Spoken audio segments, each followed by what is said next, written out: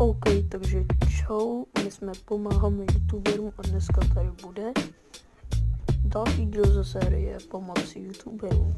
Jako prvního youtubera tady máme Schodyho. Je to dobrý youtuber, my ho odebíráme, má 76 odběratelů.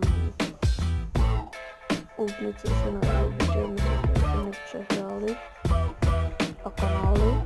Nás přátelé na kanále Perkys a Hubor. To také odebíráme a má 593 odběratelů. Ještě 7 odběratelů do 600.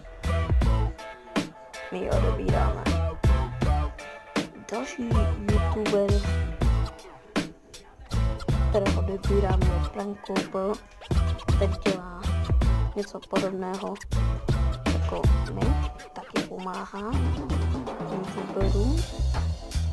Takže nezapomeňte dát like, odběr a koment. Jeho kanál má nevím kolik odběratelů, to nevadí. Dalšího tady máme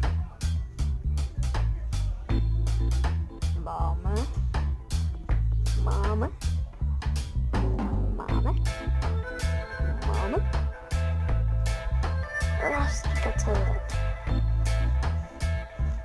My ho odbíráme a má 379 odběratelů. Koukněte se na jeho to videa a další tady je.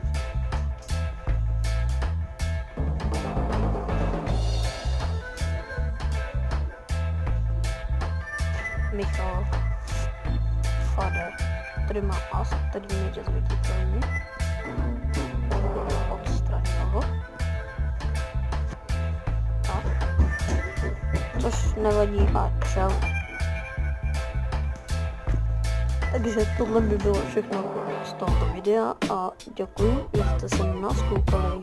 Nezapomeňte dát všem odběr, like a koment. Díky a naschle dalšího videa.